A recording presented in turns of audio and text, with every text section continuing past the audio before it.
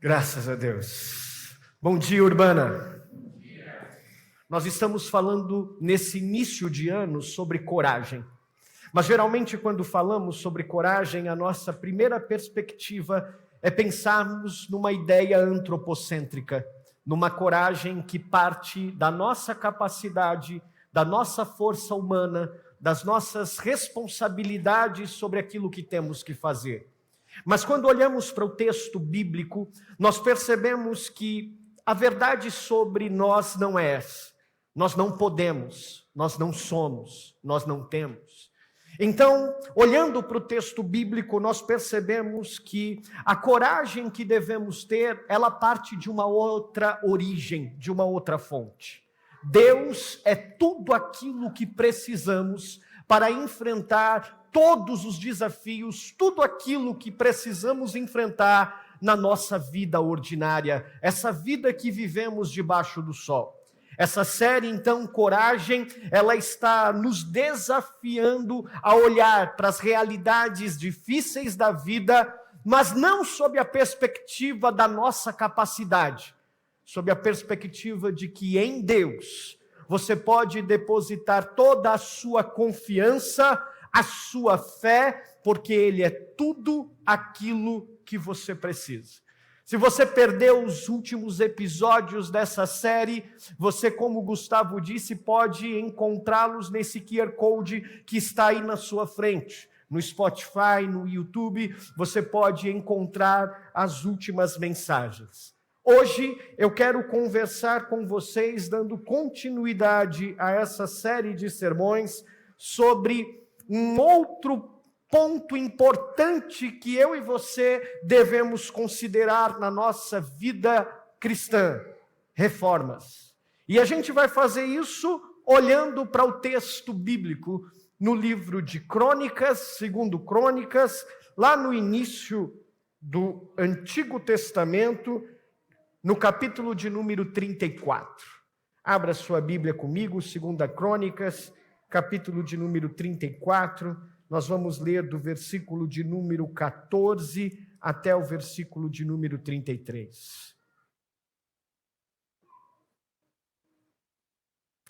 E eu acho esse sermão tão apropriado, né? Você está visitando a igreja e você deve estar vendo tudo meio desorganizado. Não se assuste, irmãos, nós estamos em reformas, nós estamos fazendo reformas importantes para a vida dessa igreja. Aqui no fundo nós estamos adaptando salas para o ministério infantil, por isso as crianças estão participando nesse início de ano dos nossos cultos. Nesse início de ano também nós tivemos um desastre com o telhado da nossa igreja, com essas chuvas fortes, e aproveitamos esse momento de reformas para fazer as adaptações necessárias. Então, em 2 semanas nós cremos que toda essa reforma já estará concluída e essa desorganização, entre aspas, que você está vendo, ela estará concluída. Mas reformas são necessárias, como nós veremos aqui. Reformas são importantes, como nós olharemos para o texto sagrado e observaremos. 2 Crônicas, capítulo de número 34, nós vamos ler alguns versículos, versículo de número 14 até o 33. Você acompanha comigo o que diz o texto. Diz assim: enquanto recolhiam a prata que tinha sido trazida para o templo do Senhor, o sacerdote Hilquias encontrou o livro da lei do Senhor que havia sido dada por meio de Moisés. Hilquias disse ao secretário Safã: encontrei o livro da lei no templo do Senhor, e o entregou a Safã. Então Safã levou o livro ao rei e lhe informou: teus servos estão fazendo tudo o que lhes foi ordenado. Fundiram a prata que estava no templo do Senhor e confiaram aos supervisores e aos trabalhadores. E acrescentou: o sacerdote Hilquias entregou-me o livro, e Safã leu trechos do livro para o rei. Assim que o rei ouviu as palavras da lei, rasgou as suas vestes e deu estas ordens a Ilquias, a Aicã, filho de Safã, a Abdom, filho de Mica, ao secretário Safã e ao auxiliar real Asaías: vão consultar o Senhor por mim e pelo remanescente de Israel e de Judá, acerca do que está escrito neste livro que foi encontrado. A ira do Senhor contra nós deve ser grande, pois os nossos antepassados não obedeceram à palavra do Senhor e não agiram de acordo com tudo o que está escrito neste livro. E Ilquias e aqueles que o rei tinha enviado com ele foram falar com a profetisa Hulda, mulher de Salum, filho de Tocate e neto de Arás, e responsável pelo guarda-roupa do templo. Ela morava no bairro Novo de Jerusalém.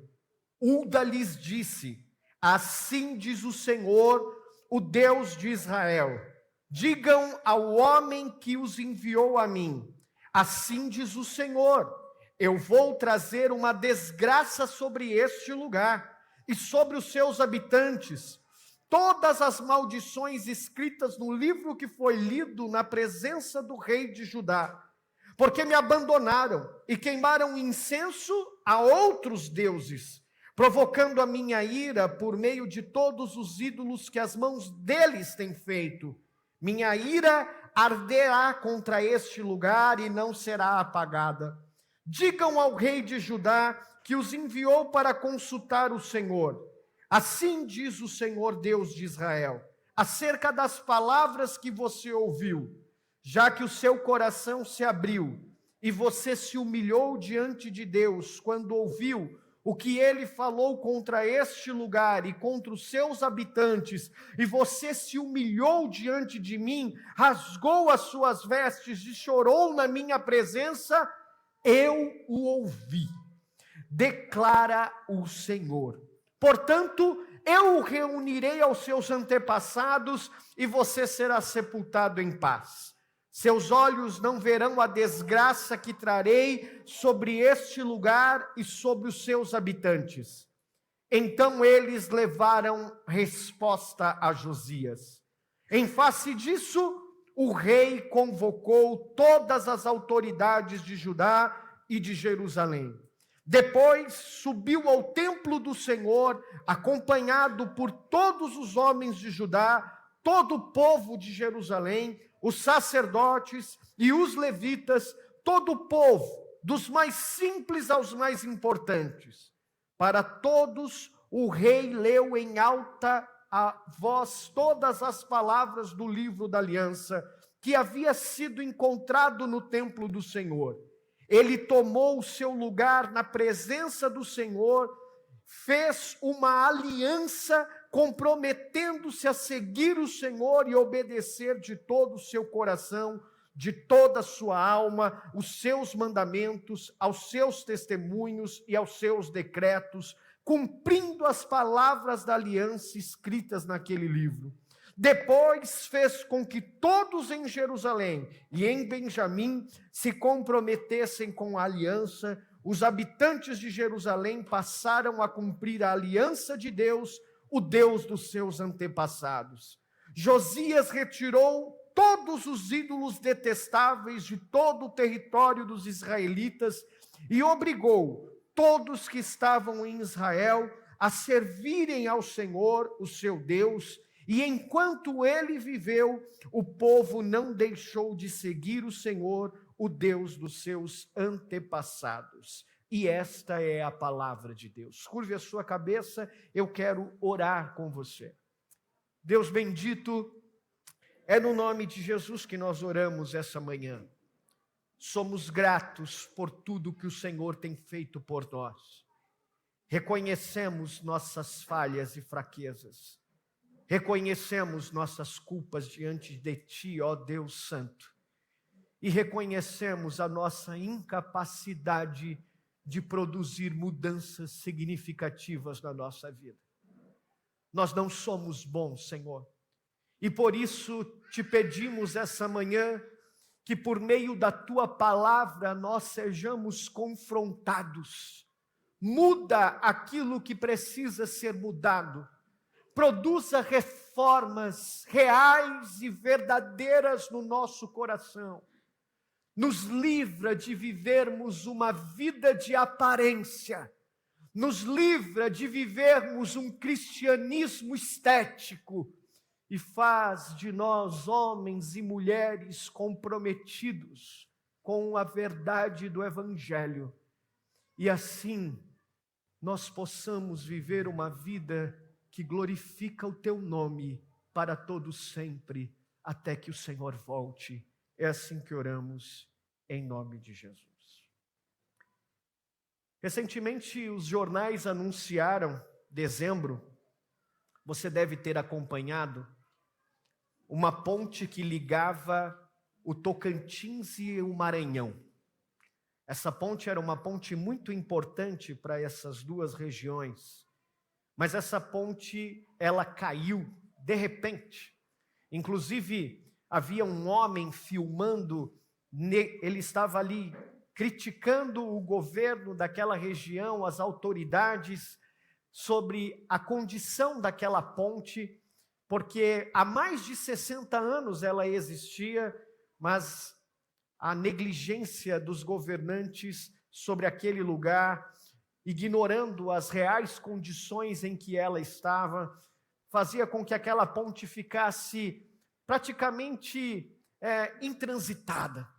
No momento em que ele estava filmando, foi exatamente o momento que aquela ponte desabou. Pessoas ficaram desaparecidas, depois foram dadas como mortas. Mais de 60 anos de uma ponte negligenciada. Quando os meios de comunicação procuraram o DENIT, que é o órgão, o Departamento Nacional de Infraestrutura e Transporte, o departamento responsável pela estrutura daquela ponte, para que as reformas que precisavam ser feitas, para que ele precisasse responder o que estava acontecendo, por que eles não fizeram alguma coisa, o DENIT não tinha o que responder. Eles simplesmente disseram que abriram algumas licitações para que empresas apresentassem propostas de reformas, mas nenhuma empresa foi vencedora.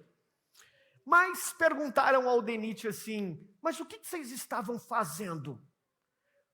Se vocês perceberam que empresas não ganharam um processo licitatório para fazer as reformas que precisavam ser feitas, se vocês sabiam que reformas precisavam ser feitas na estrutura da ponte, porque ela já não tinha mais condições de ser transitada, o que vocês estavam fazendo?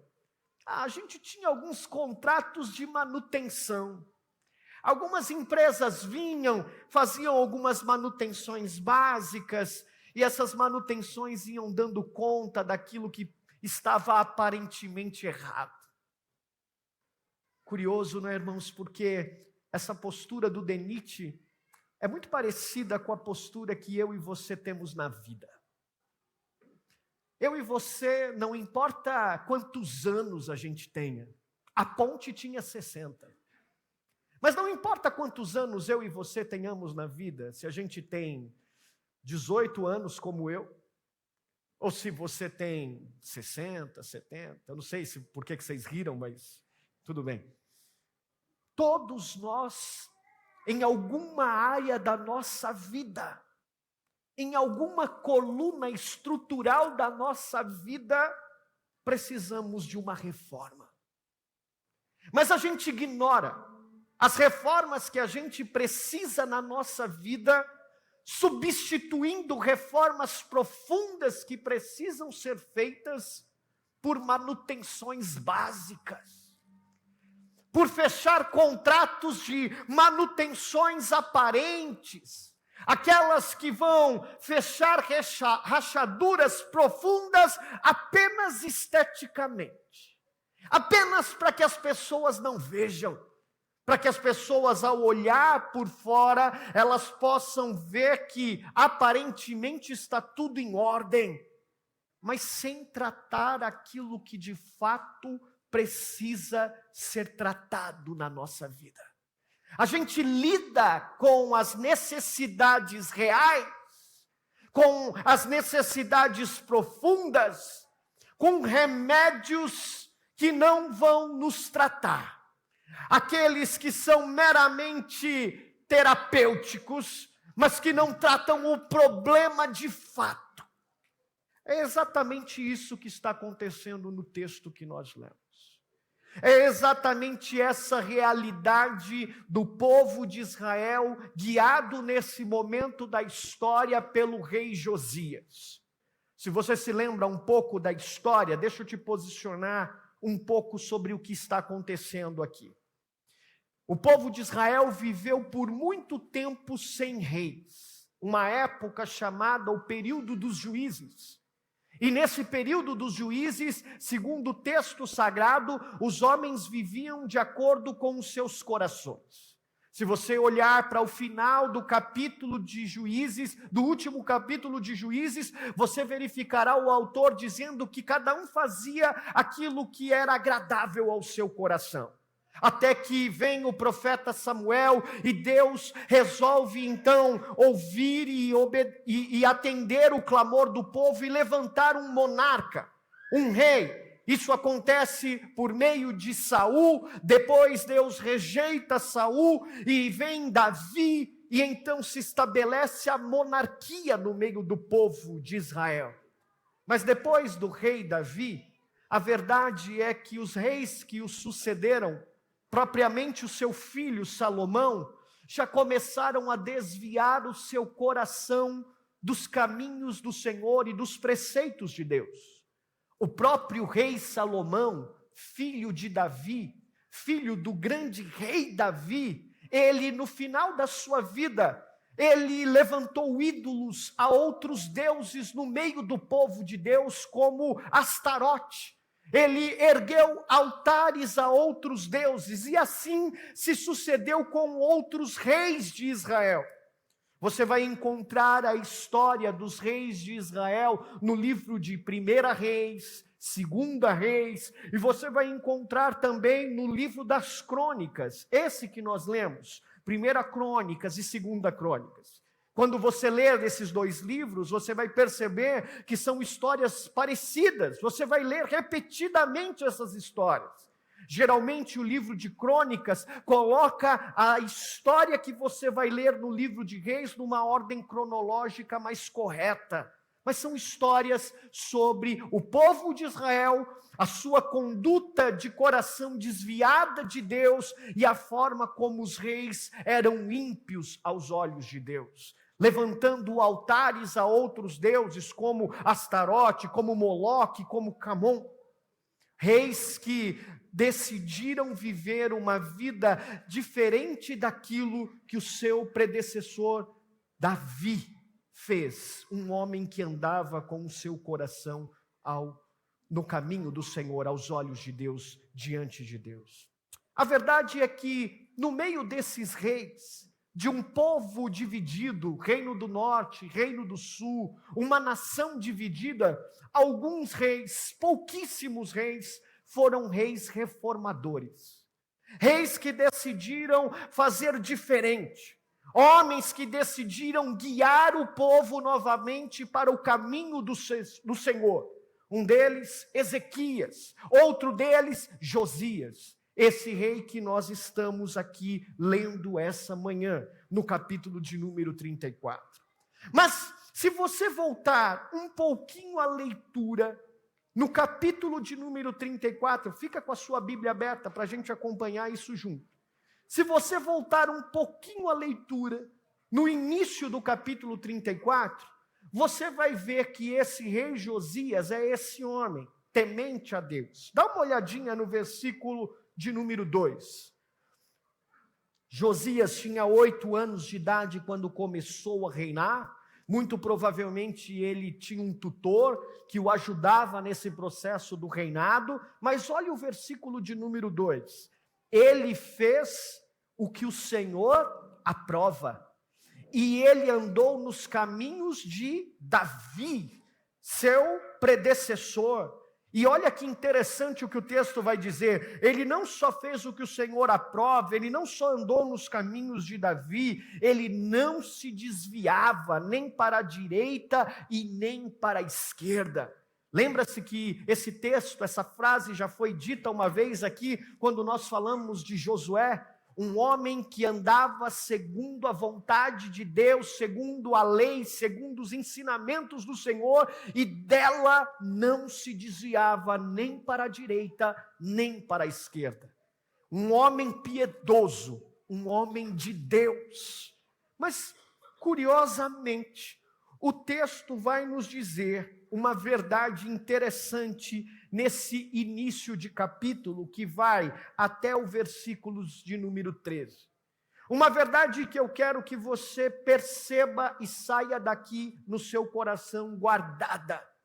Que esse homem piedoso e temente a Deus, que anda nos caminhos do Senhor sem se desviar nem para a direita e para a esquerda, ele está produzindo algumas reformas no meio do povo de Deus, que são reformas aparentes, reformas meramente estéticas.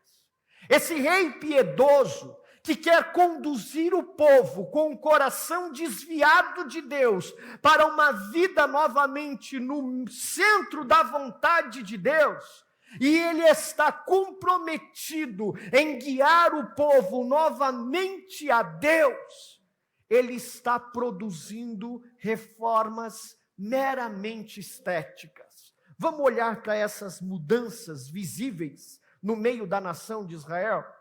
Se você olhar o versículo 3, você vai enxergar isso. Olha a disposição desse rei Josias.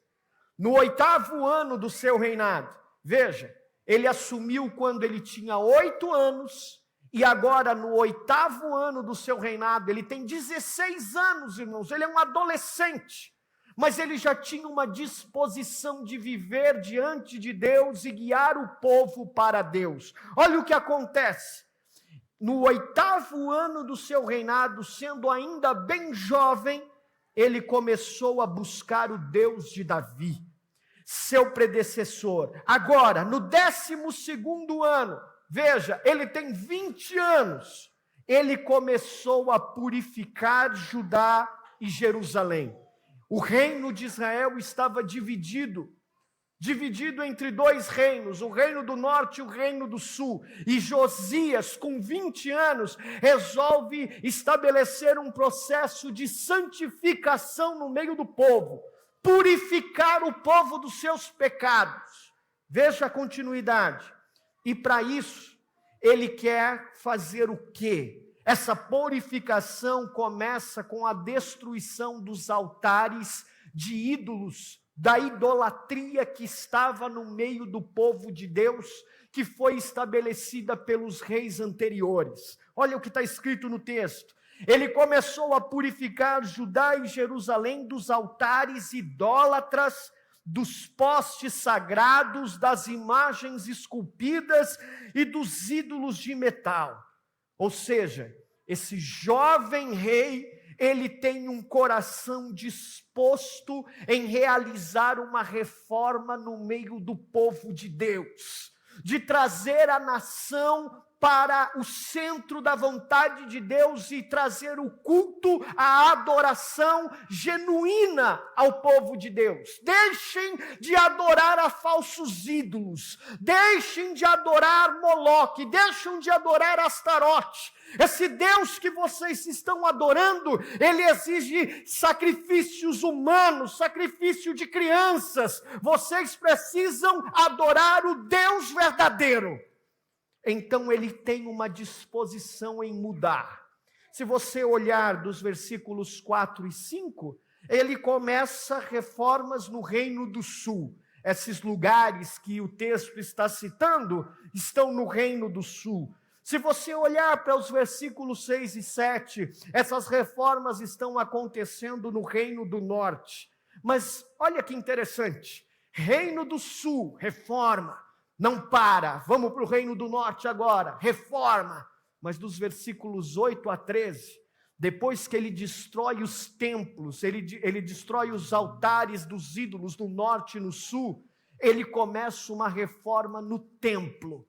Nessa época, irmãos, a adoração aos deuses era algo muito forte. Então, todos os reis estavam comprometidos em trabalhar nesse sentido.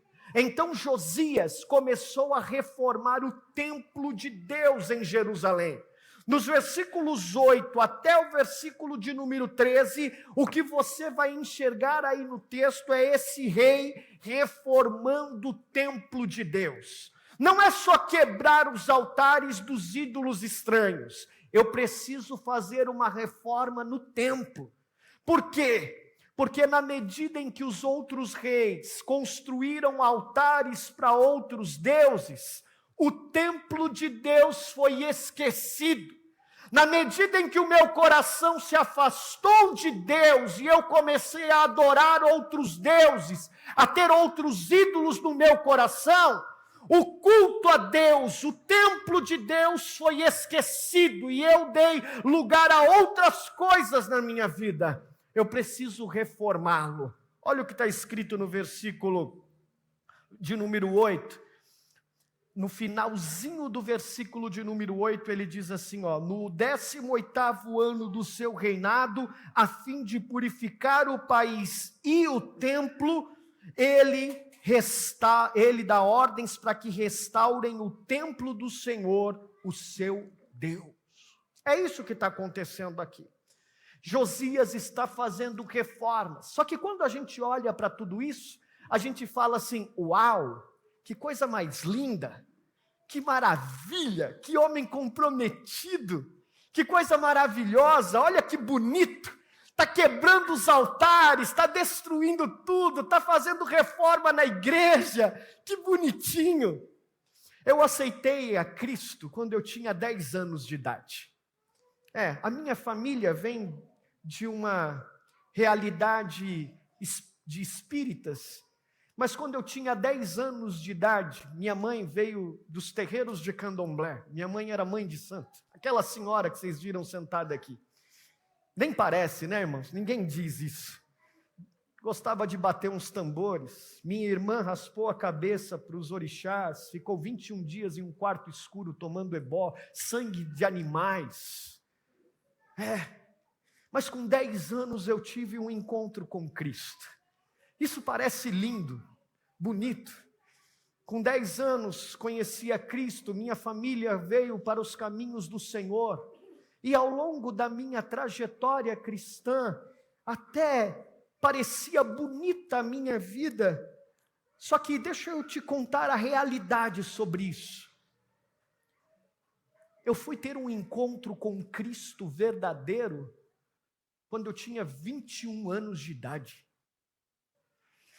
Quando a gente ouve a ideia de que a gente aceitou a Cristo, a gente conheceu a Cristo, a gente tem a impressão de que tudo aquilo que precisava acontecer na nossa vida já aconteceu. E a gente tem a impressão de que mais nada precisa acontecer. Mas dos meus 10 anos até os meus 21 anos, meu irmão, a verdade é que reconhecer Cristo como Salvador da minha vida não significava muita coisa, não. Porque isso era apenas o primeiro passo da caminhada cristã. Mas havia, sem dúvida alguma, para uma criança ainda, muita compreensão que precisava amadurecer, mas já na vida adolescente e adulta de um jovem, muitas decisões que eu precisava tomar, mas não estava disposto a reformar na minha vida. Mas foi com 21 anos de idade que então eu tomei a decisão de mudar a minha vida e produzir as reformas reais e necessárias que precisavam acontecer para que uma conversão genuína acontecesse na minha vida. Por que eu estou te dizendo isso? Porque a realidade do cristianismo, a realidade do povo de Deus, é que a gente arrota que é crente, a gente arrota que tem anos de igreja, mas a gente vive uma religião de aparência. Essa é a verdade. A gente diz que nasceu no berço cristão, a gente quebra altares estéticos, a gente vive uma religião que mostra para os outros o que a gente está fazendo. Mas deixa eu te dizer, como Josias estava fazendo aqui, reformas estéticas são importantes, mas elas podem revelar que as mudanças da nossa vida são apenas superficiais, são apenas uma religião de aparência. Sabe por quê, meus irmãos? A gente muda comportamento, a gente quebra altares, a gente se empenha em reformas no templo, a gente muda hábitos, a gente muda nossos círculos de amizade, a gente deixa práticas erradas, mas a pergunta que fica é: será que o nosso coração de fato foi mudado? Será que a gente de fato se comprometeu em reformar aquilo que é importante de fato na nossa vida para ser mudado? Muitas pessoas, elas se preocupam em parecer espiritual, mas sem transformação real no seu coração. Elas estão preocupadas com a cultura da rede social, em postar uma foto dizendo que são crentes, em colocar um versículo bíblico, em mostrar postagens sobre fé, mas sem vida cristã genuína, quando o que está em jogo é o seu casamento, é o seu testemunho, é a sua prática de fé. Mostra uma foto com a família, mas grita com a sua esposa. Mostra foto com seus filhos, mas grita com seus filhos, dando mau testemunho da fé que em Cristo você deveria viver. Vida de aparência, religiosidade de aparência, quebra os altares para que os outros vejam o que você está fazendo, mas sem uma vida de compromisso genuíno com aquele que de fato é o Senhor das nossas vidas. Religião de aparência. No meio do povo de Deus nós temos pessoas, irmãos, não se assuste com isso, mas no meio do povo de Deus a gente tem pessoas que frequentam a igreja, mas nunca tiveram um encontro real com Deus. Pessoas que aceitaram a Cristo com 10 anos, mas só conheceram a Cristo de fato com 21 anos, ou ainda sequer o conheceram de fato. Vivem uma vida de aparência, reformas estéticas, quebrando os templos dos ídolos do norte, quebrando os templos dos ídolos no sul, mostrando para as nações vizinhas: olha como nós somos bons, olha o que a gente está fazendo aqui, chega de Astarote, chega de Moloque, olha como nós somos comprometidos, estamos reformando o templo, mas a nossa vida lá dentro cheira a podridão, é sepulcro caiado. E como a Jennifer disse aqui, felizmente Deus nos conhece. Felizmente Ele sabe quem a gente é, porque reformas estéticas, elas são importantes sim, elas são necessárias, mas elas podem revelar que as mudanças na nossa vida, elas são apenas superficiais. A gente tem no meio do povo de Deus crentes que servem em ministérios, mas nunca entenderam o que de fato é servir aquele que nos serviu primeiro. Nunca entenderam o que de fato é serviço.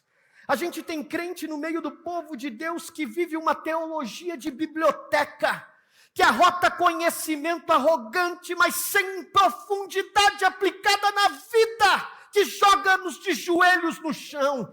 A gente tem crente que vive uma fé herdada pelos pais, a fé do papai e da mamãe, mas nunca tiveram uma experiência real com Cristo Jesus na sua vida. Nunca tiveram um encontro com Deus. A religiosidade da vitrine, a religiosidade da aparência. É isso que está acontecendo aqui nesses 13 primeiros versículos. É bonito para quem vê, é bonito na aparência, Mas como você verá agora, a partir do versículo 14 em diante, é só superficialidade. Vamos olhar para o texto e entender que reformas externas podem ser importantes, mas não são suficientes. Pastor Tim Keller, ele tem uma frase muito interessante.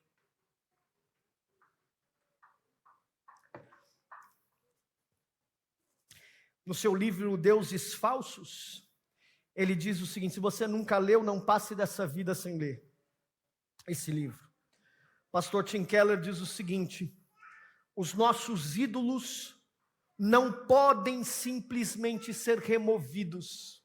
Era isso que Josias estava fazendo, removendo os altares, removendo e destruindo os altares, do norte, do sul.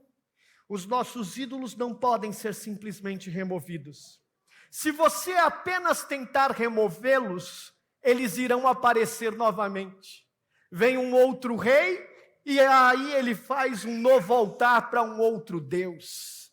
Você não pode simplesmente removê-los. Se você apenas removê-los, eles irão aparecer novamente. Então a pergunta é: o que eu devo fazer? Keller vai dizer o seguinte: você precisa substituí-lo.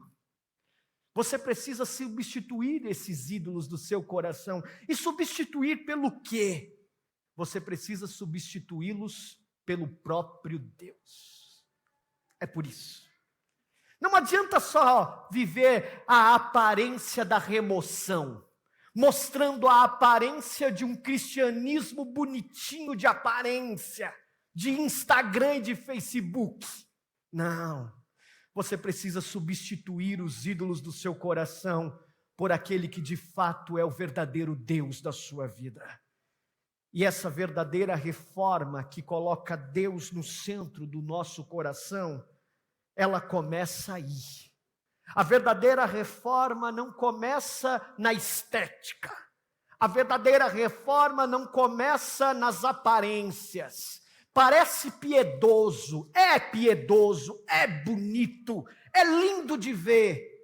Hakuna Matata.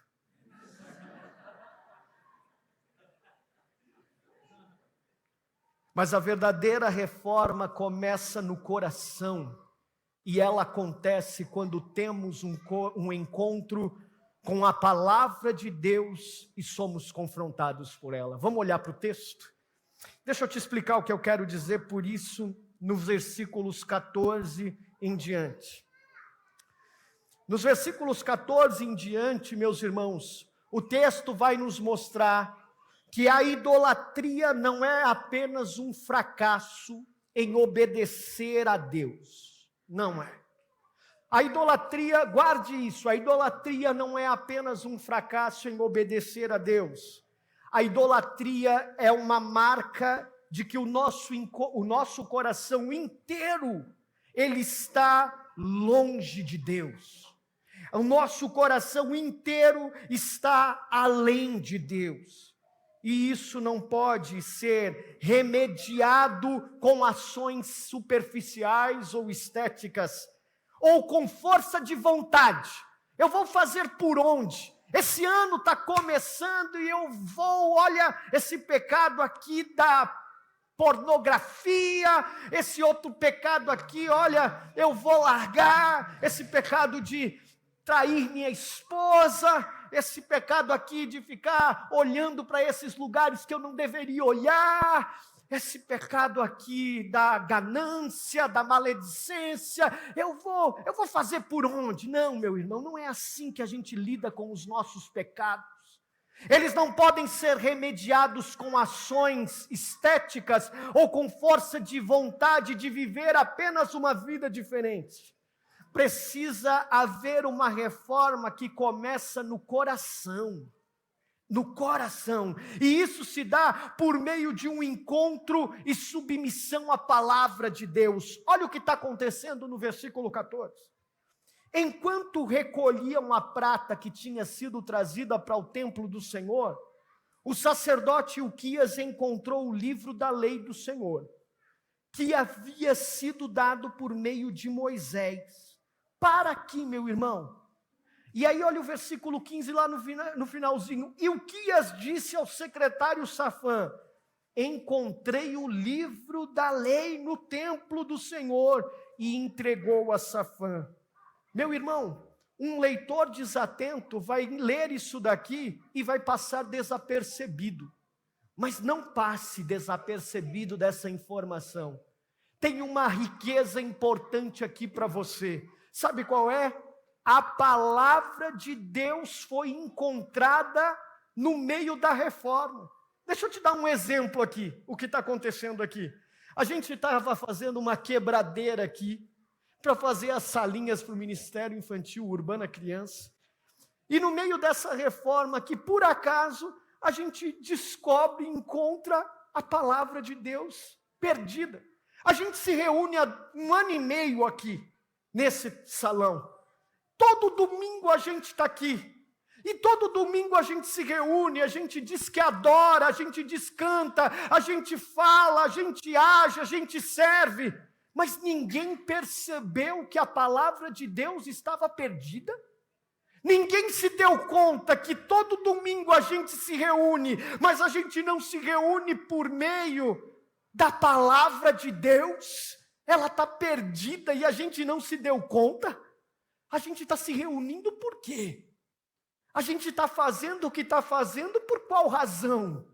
A gente está derrubando altares dos ídolos para quê mesmo? Se a razão pela qual a gente faz, a gente nem tem conta dela. O povo estava fazendo o que estava fazendo, aparentemente pelas razões certas, mas o fundamento, a motivação do seu coração era errada. A motivação era estética.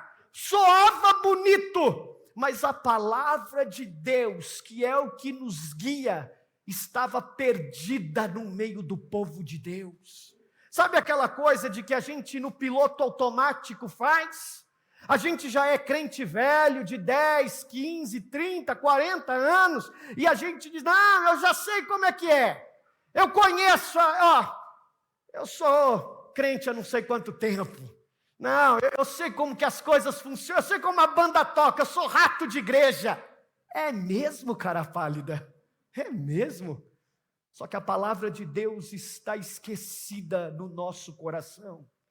O povo de Deus estava reformando o templo, e aí o sacerdote Ilquias, que era responsável pela reforma do templo, no meio dos pedreiros, dos encanadores, dos construtores, está lá ajudando na reforma, conferindo, porque só quem mexe com reforma sabe, irmão. O Heitor esses dias disse assim, num grupo que a gente já pode ser sócio de uma construtora, de tanto trabalho que a gente está tendo nessa obra aqui.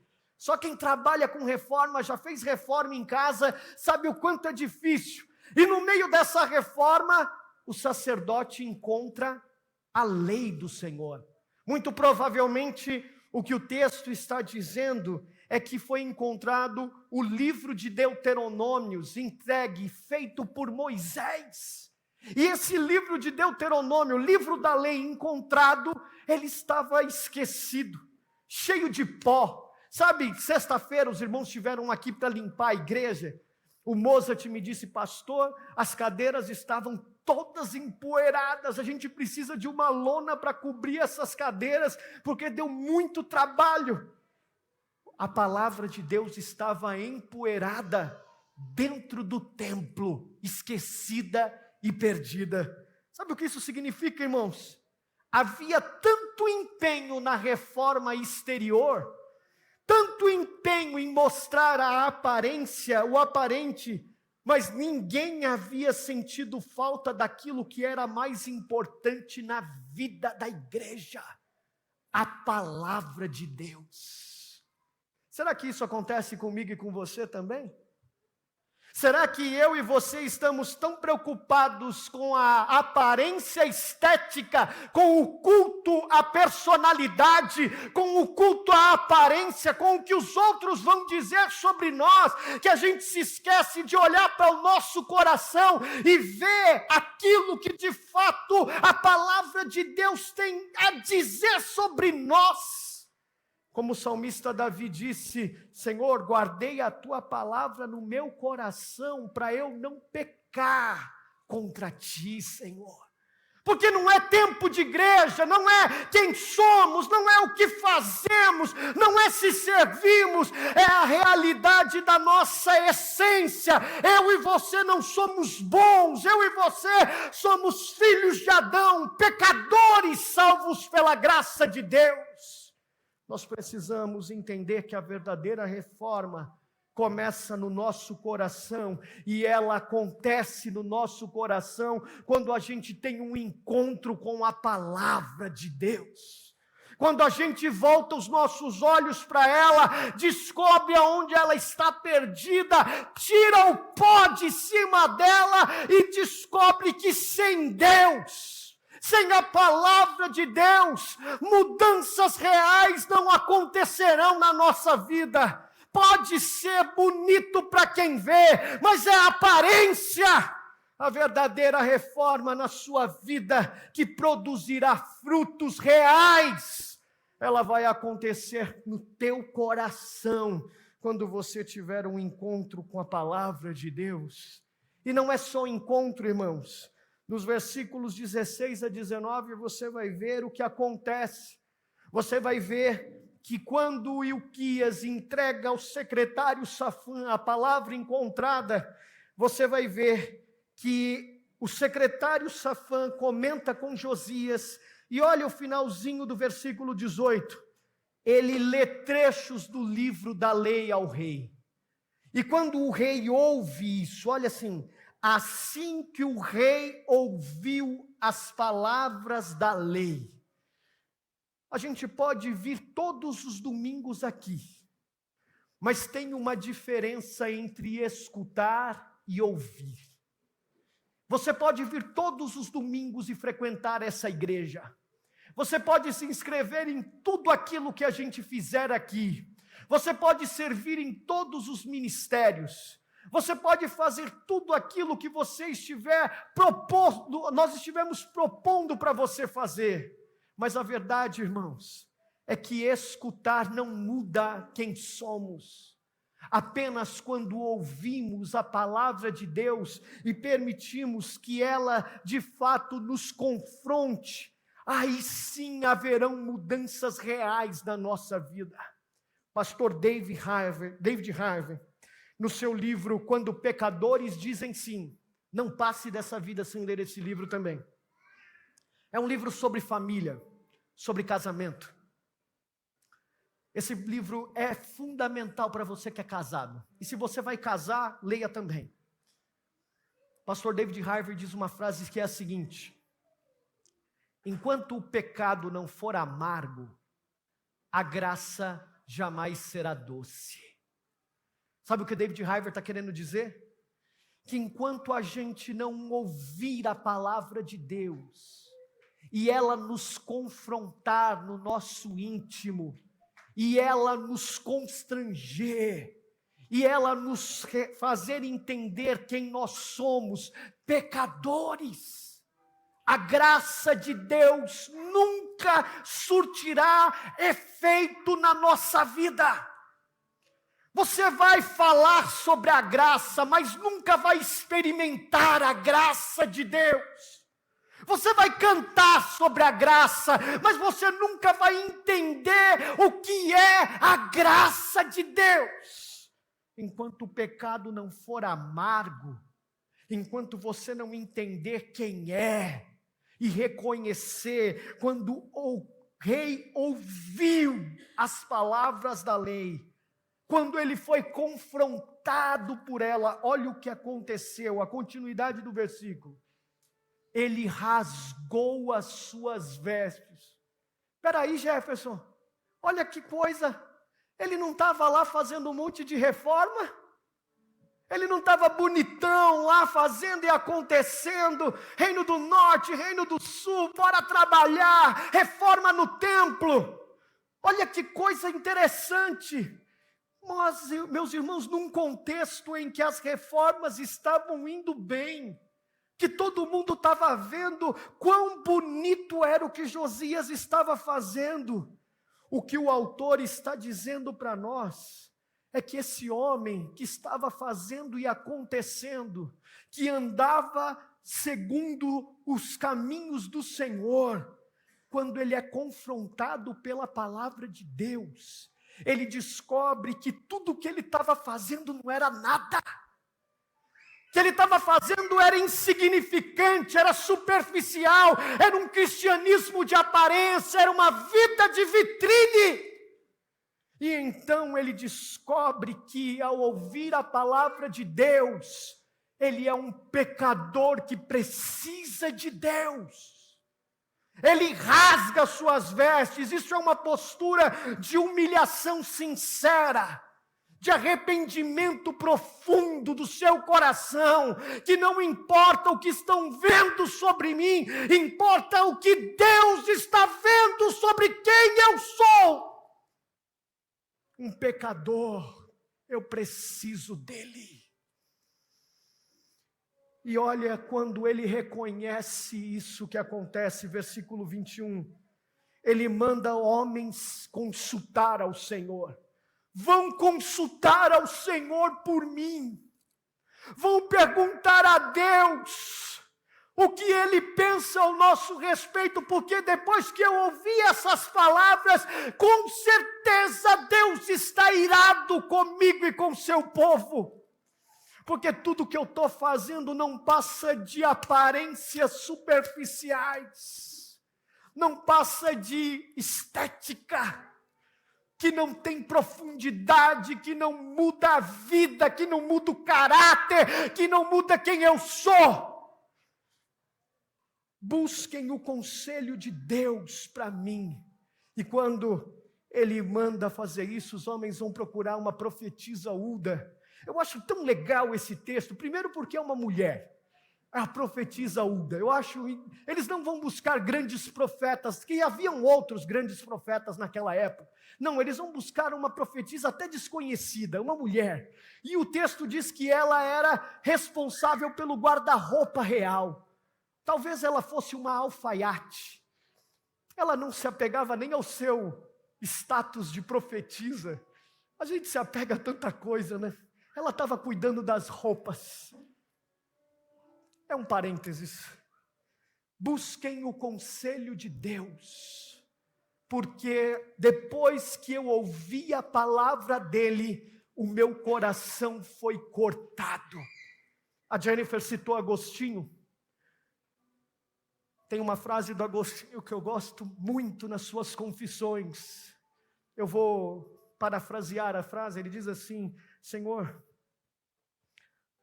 ele olha, dizendo que olha para o céu, olha para as estrelas, olha para o céu, para o sol, para as estrelas, para o céu, procurando encontrar Deus, e ele não encontra, e ele pergunta para eles, ele está aí? E eles respondem, não, ele não está, ele está acima de nós.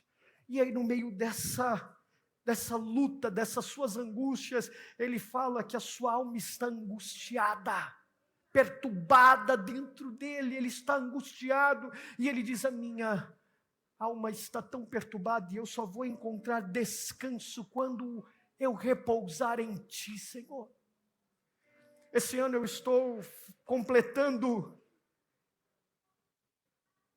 12 anos de ministério pastoral, 13 anos de ministério pastoral, 8 anos apenas na Igreja Batista Urbana.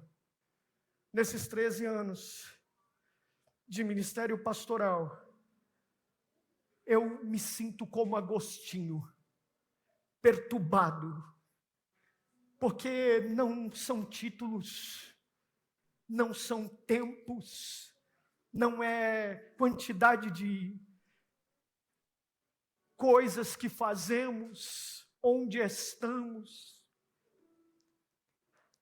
Eu preciso de Deus para que eu mude quem eu sou, para tratar a minha esposa melhor todos os dias, para olhar para os meus filhos e não perder a paciência com eles quando eu estou atarefado demais com as coisas. Eu preciso de Deus para não perder o controle quando as responsabilidades financeiras são maiores do que aquilo que eu posso fazer. Eu preciso de Deus quando eu sou fechado no trânsito e o meu sanguíneo quer me levar a falar uma besteira para quem está do outro lado. Eu preciso de Deus para colocar os meus olhos nos lugares certos e não nos lugares onde Deus não quer que eu olhe. Eu preciso de Deus todos os dias para olhar para minha mãe idosa e ter paciência com ela quando ela me faz a mesma pergunta 10 vezes. Eu não sei, eu não conheço você, eu não sei quais reformas você precisa nas estruturas da sua vida.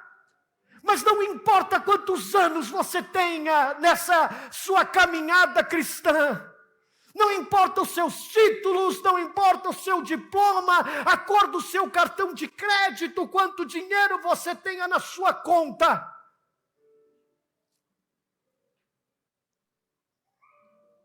As aparências não vão mudar quem você é. A verdadeira mudança acontece no nosso coração, quando a gente tem um encontro com a palavra de Deus e é confrontado por ela. E quando a gente é confrontado por ela, a gente se submete a ela e fala: Deus, eu quero ouvir o que o Senhor tem a dizer para mim. Talvez eu descubra que eu sou o pior dos pecadores. Talvez eu descubra que eu sou o pior dos homens. Mas eu quero descobrir, Senhor, porque eu quero reformar e não viver uma vida de aparências. Precisa ter coragem para assumir que não somos bons, meus irmãos. Para largarmos a religião da aparência, para deixarmos de construir nossa identidade sobre a nossa imagem, sobre o nosso serviço, e aceitarmos o fato de que nós somos pecadores que carecemos da graça de Deus, rasgarmos as vestes, que Ele é tudo aquilo que precisamos para produzir reformas genuínas na nossa vida, que começam no coração, onde brotam, onde é a fábrica dos nossos principais ídolos. O que precisamos é de um encontro com Deus hoje. O que precisamos é de um encontro com a sua palavra, permitindo que Ele nos confronte. Só assim deixaremos e viveremos uma verdadeira reforma, que não nos jogam a uma vida de aparência, mas nos jogam de joelhos, sedentos por ouvir o seu conselho. Somente a palavra de Deus pode gerar reformas verdadeiras em nossas vidas. E isso acontece quando a gente nos submete a ela. Jefferson, eu entendi isso. O que essa reforma verdadeira produz? O que ela produz na minha vida se hoje eu decidir deixar de viver de aparência e viver uma vida que o meu coração é tocado pela palavra? Sentindo o amargo do pecado e experimentando da graça de Deus. Olha que legal. Vai lá no finalzinho, versículos 29 a 33. A verdadeira reforma, irmão, nos conduz a compromissos verdadeiros, não de aparência. Lembra-se do Keller? Compromissos de aparência não são duradouros, mas a verdadeira reforma nos conduz a compromissos verdadeiros e duradouros que glorificam a Deus. Olha o que o texto está dizendo. Em face disso, o rei convocou. Em face disso o quê? daquilo que ele ouviu, se submeteu e ouviu da profetisa Hulda. Agora então, ele convoca todas as autoridades, todo o povo, ele sobe ao templo do Senhor, acompanhado por todos esses homens, e olha só o que acontece. Versículo 30, parte final. Para todos, o rei fez o quê? Leu em alta voz as palavras do livro da aliança. A reforma que começa no coração, ela não para em nós. Ela alcança toda a comunidade do povo de Deus. Você quer transformar seu casamento, pecador?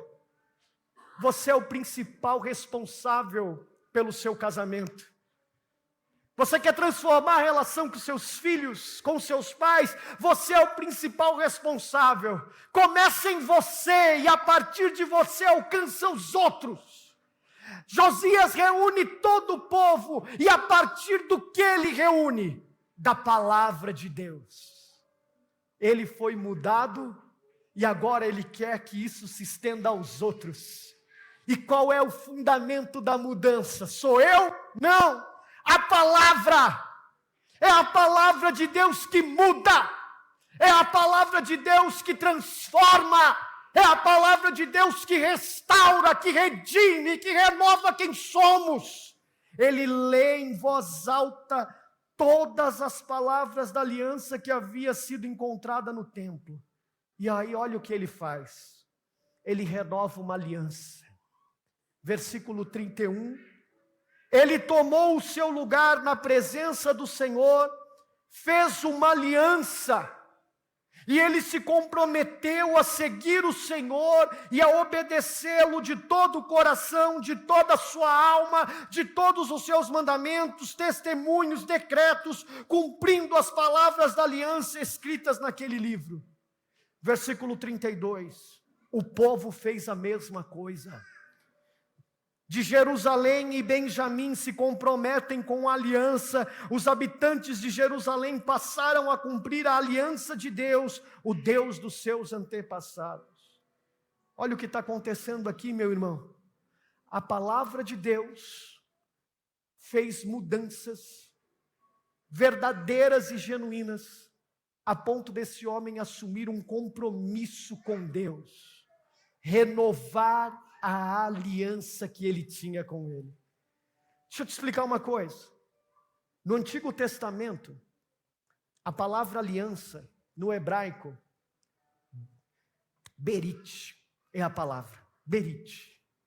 Ela tem um significado diferente do que eu e você temos para aliança. Calma, mulher, calma, tudo bem.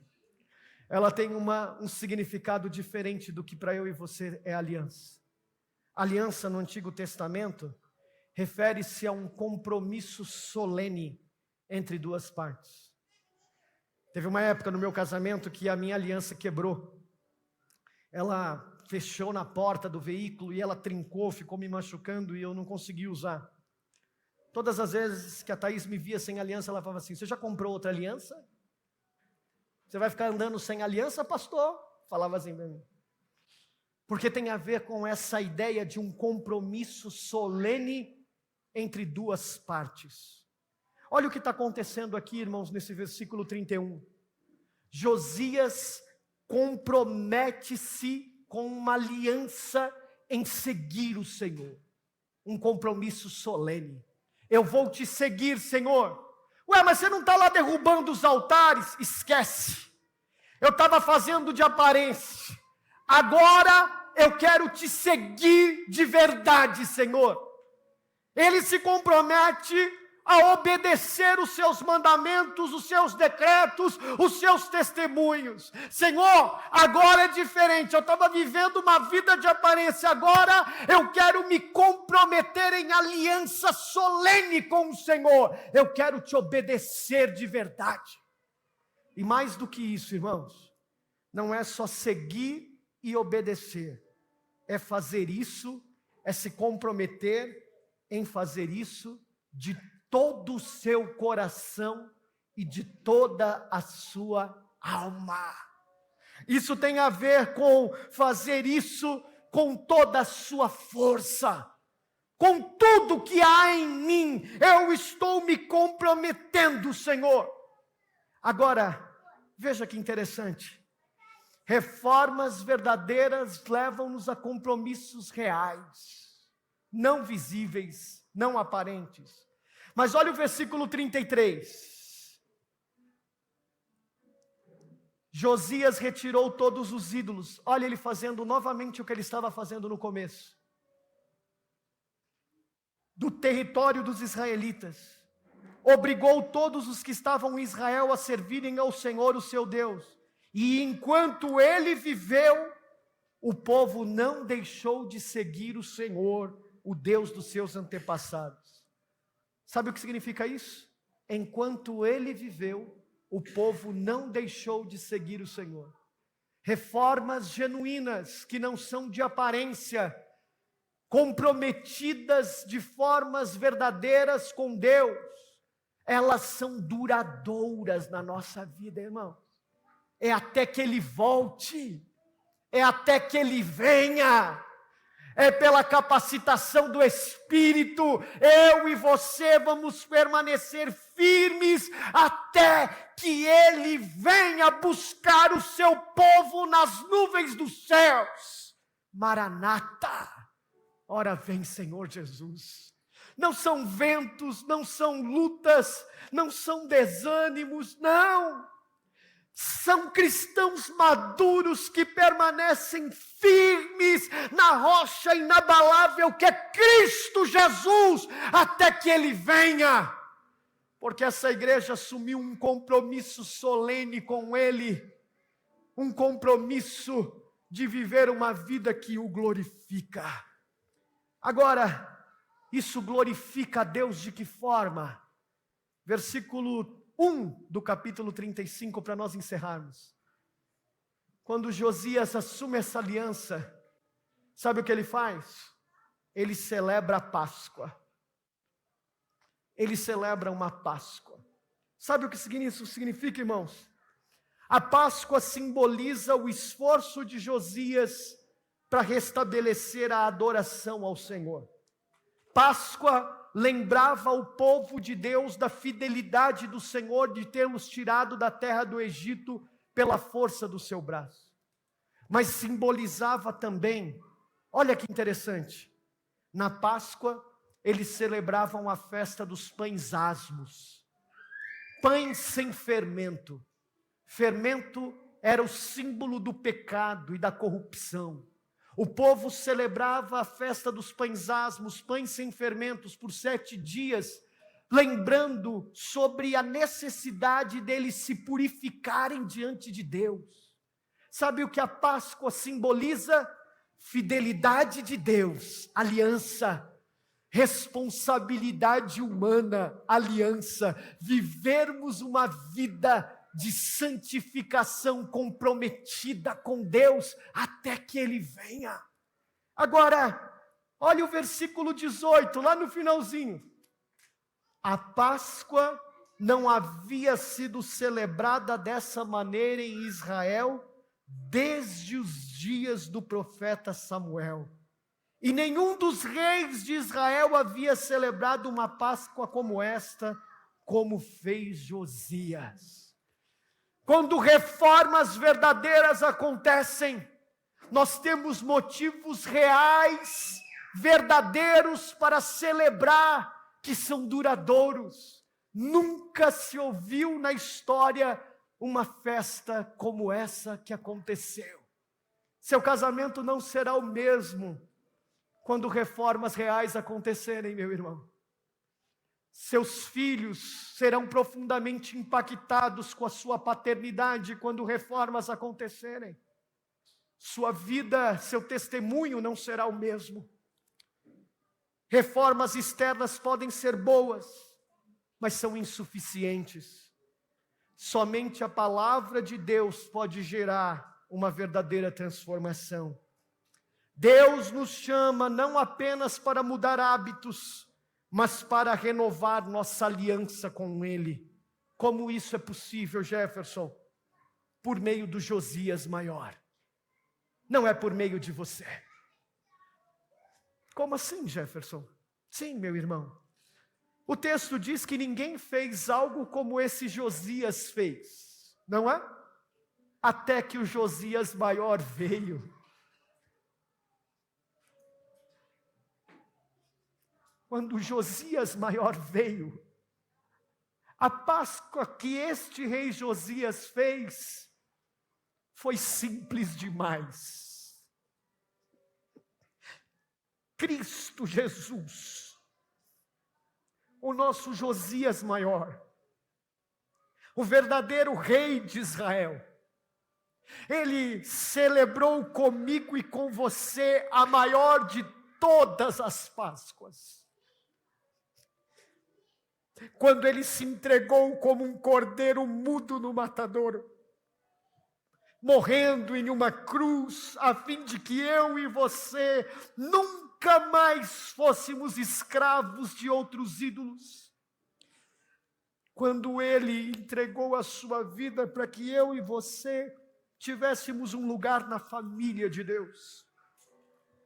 Na cruz, Cristo realizou a maior de todas as reformas, vertendo seu sangue para que na sua morte eu e você pudéssemos ser encorajados a realizar uma reforma genuína nas nossas vidas hoje, que não começa nas aparências estéticas, mas faz mudanças reais no nosso coração. Uma reforma que nos joga de joelhos, assumindo uma aliança com Ele, e celebra como nunca ninguém celebrou o senhorio do Cordeiro de Deus, que tira o pecado do mundo, para vivermos para a sua glória, até que Ele volte, sem deixarmos de segui-lo, porque é pelo seu Espírito que Ele nos sustenta. Se você deseja viver isso hoje, eu te convido a curvar a sua cabeça. Estava com saudade de pregar, irmãos. Eu quero orar com você.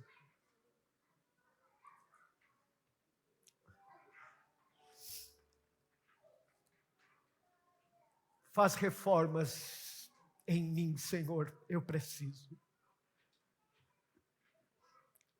Faz reformas nesta igreja, nós precisamos. Muda quem somos. Pecadores carentes da graça de Deus. Eu estou cansado, muito cansado de viver realidades aparentes.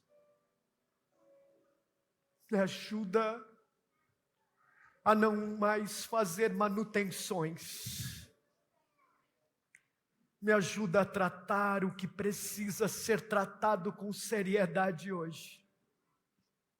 Ajuda estes irmãos a saírem por essas portas com um senso profundo de responsabilidade com a sua vida cristã. Um senso de urgência em viver para a glória de Deus, uma vida que dá testemunho de quem o Senhor é. Inquiete-os, incomode-os por seu Espírito, para que eles deixem a aparência e promovam reformas. Dá a eles coragem, na certeza de que o Senhor é tudo aquilo que eles precisam. Em nome de Jesus.